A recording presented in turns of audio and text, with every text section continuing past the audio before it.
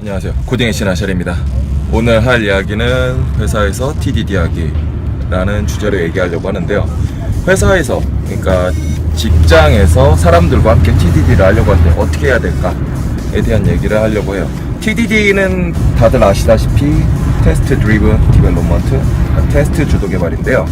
이거는 테스트 코드를 먼저 작성하는 거죠. 테스트를 먼저 한다고 하면 되게, 아니 만들어진 게 하나도 없는데, 내가 쓸 수 있는 게 하나도 없는데 어떻게 해요? 그렇게 오해할 수 있으니까요. 테스트 코드를 작성한다는 거는 우리가 해야 될 일을 먼저 작성하는 거죠. 목표를. 예를 들어서 내가 1과 1을 더했을 때 2가 나온다. 이런 예제는 너무 쉬우니까 좀 다른 얘기를 할게요. 어제 잠깐 비슷한 거가 있었는데, 약간 각색을 하면요, A라는 곳과 B라는 곳과 C라는 어떤 구입할 수 있는 샵이 있어요. 그 샵 3개 중에서 신라면 하나를 산다고 해봐요. 그래서 제일 싼 곳에서 구입을 하려고 해요. 굉장히 쉽겠죠. 가격을 3개를 API든 뭐든 얻은 다음에 그 중에서 제일 가격이 낮은 곳을 찾아서 거기서 구매를 하면 되겠죠. 이런 식으로 구입을 해주는 프로그램을 만들었는데, 이거를 만들 때 주의할 점이, 만약에 가격이 같을 경우 어떻게 할 것이냐 라는 게 있어요. 그래서 사용자가 입력한 순서 B, C, A라는 순서로 하면은 가격이 같을 때 우선순위를 갖는 건 B, 그 다음은 C, 그 다음은 A라고 해요. 그럼 이런 프로그램을 만들려면 뭔가 로직이 조금 더 들어가겠죠. 이때 어떻게 할 것이냐, 일단은 그냥 영어를 장황하게 설명을 한번 들은 다음에 개발에 들어가는 게 있어요. 또 하나는 영어를 장황한 문서로 본 다음에 하는 게 있죠. 하지만 최근에는 티켓 또는 이슈, 그러니까 이슈 트래커를 쓰는 거죠. 예전엔 버그 트래커라고 불렸던 거를 이용해서 티켓을 발행을 한다고도 하고 이슈를 발행한다고도 하는데요. 이렇게 해서 작업을 시작할 수 있겠죠. 여기서 저는 하나를 따올게요. 티켓이 드리븐하는 개발, 이런 의미로서의 TDD. 티켓을 먼저 만들어요. 거기에는 이런 게 있겠죠. 내용이 세 곳 구매하는 곳, 아니면 세 곳이 아닐 수도 있어요. 여러 샵 중에서 가격이 제일 싼 곳을 찾아서 거기서 상품을 구입한다 라는 걸 했어요.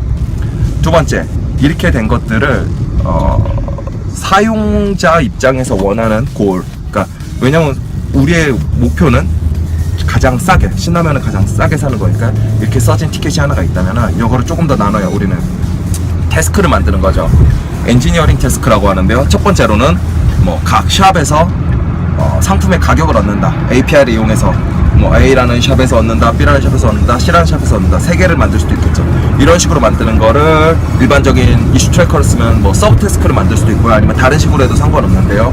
어쨌든 간에 이렇게 되는 거는 태스크라고 할 수 있겠죠. 엔지니어링 태스크요. 여기에서 또 하나, TDD, 태스크를 의미하는 게 될 수도 있죠. 물론 이것도 티켓이라고 그냥 불러도 돼요. 상관없죠.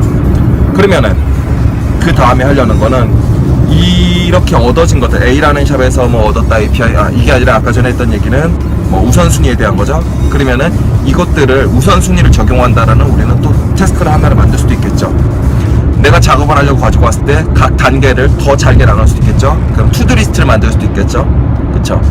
예를 들어서 세 곳 중에서 가장 싼 곳을 얻었다.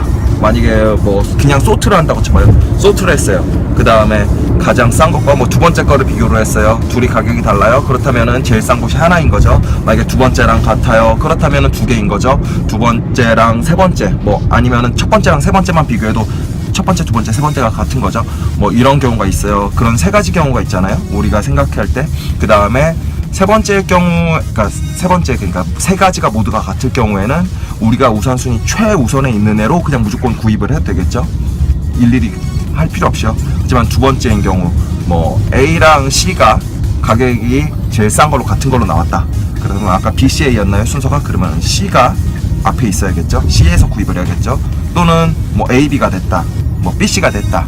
이런 케이스 3가지 경우가 있는 거죠. 이 3가지 경우에 대해서 모두 다 체크를 해야 이 작업이 완료가 됐다고 할 수 있겠죠.